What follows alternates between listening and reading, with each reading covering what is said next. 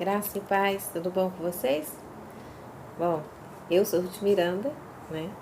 E eu vou passar essa semana estudando com vocês a lição de número 11, História da Alimentação. E o texto para nossa meditação encontra-se em 3 João, capítulo 1, verso 2, que diz assim: Amado, desejo que te vá bem em todas as coisas e que tenhas saúde, assim como bem vai a tua alma.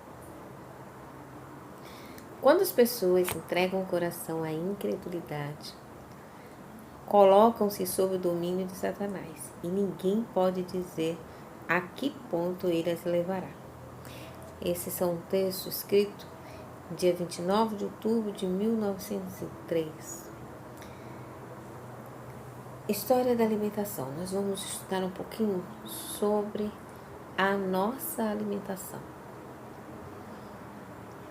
No tópico de domingo, está escrito sobre título, vamos estudar sobre o título Restauração.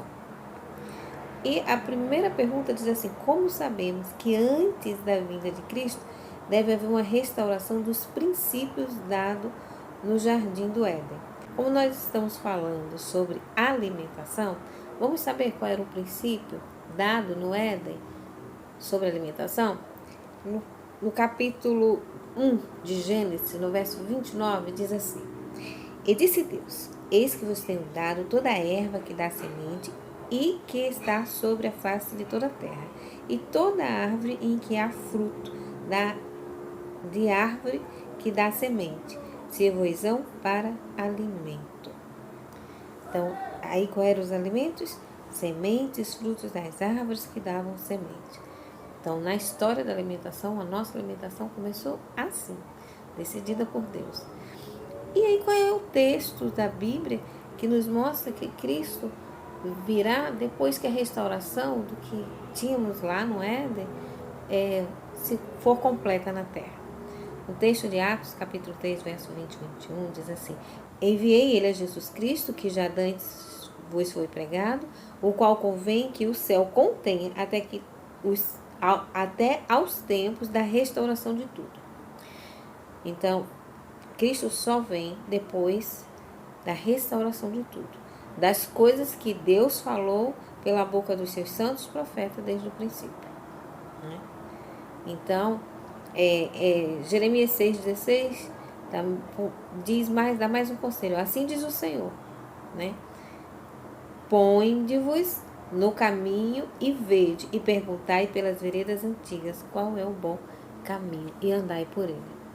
Então, enquanto nós não estivermos andando no bom caminho, nas veredas antigas, nos princípios do Éden, Jesus não vem. Amém? Vamos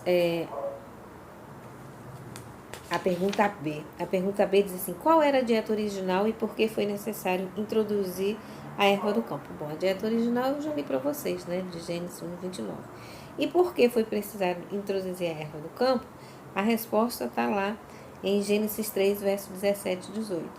E a Adão disse, porquanto deste ouvido à voz da tua mulher e comeste da árvore que te ordenei, dizendo, não comerás dela, maldita é a terra por causa de ti.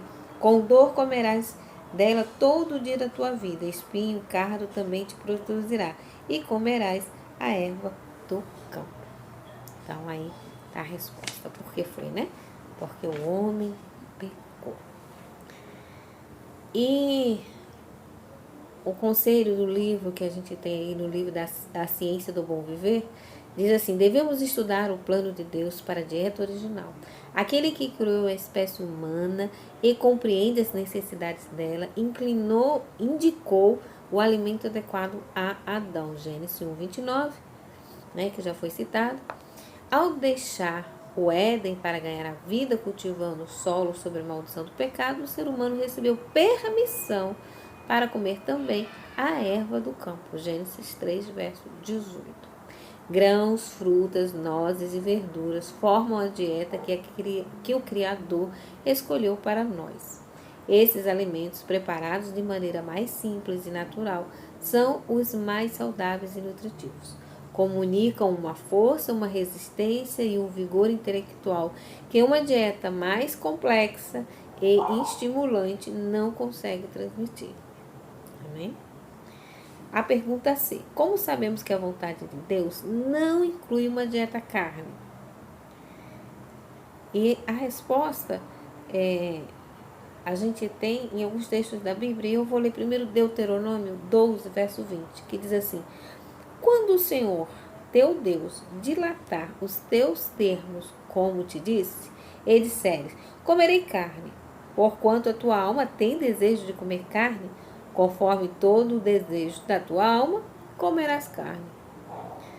A pergunta é, como sabemos que a vontade de Deus não inclui uma dieta com carne?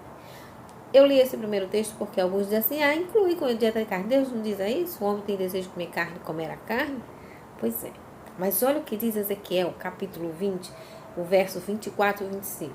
Porque não executaram os meus juízos e rejeitaram os meus estatutos e profanaram os meus sábados, e os seus olhos se iam após os ídolos de seus pais, pelo que também lhes dei estatutos que não eram bons. Olha Deus dizendo, eu lhes dei estatutos que não eram bons, e juízos pelos quais não haviam de viver. Pela desobediência, Deus permitiu, que eles comessem carne.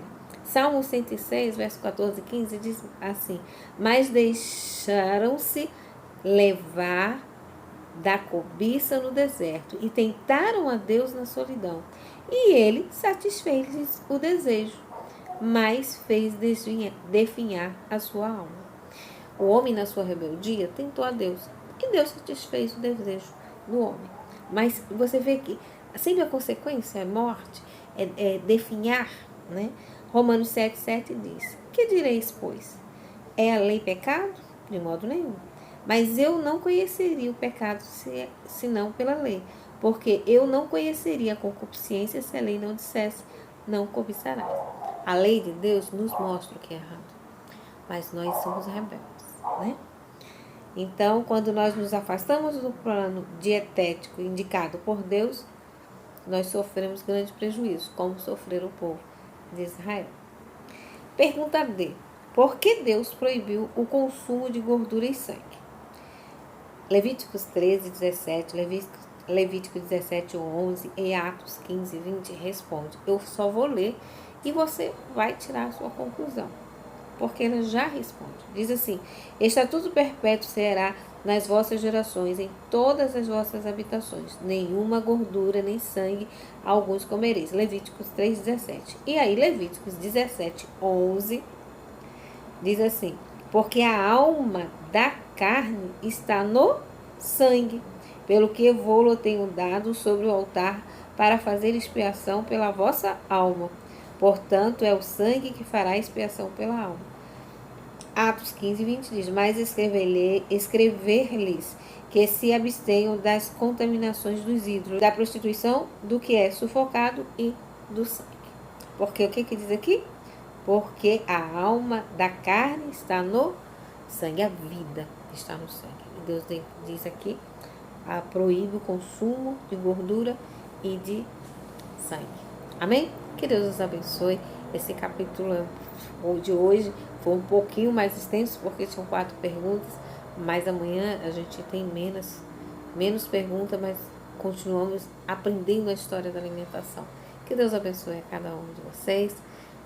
Estou orando por vocês, pedindo o Espírito Santo que oriente todas as coisas. Lembre-se sempre, antes de abrir a palavra de Deus, antes de abrir a lição para estudar a palavra de Deus, faça a sua oração, para que o Espírito Santo possa esclarecer a sua mente, ok?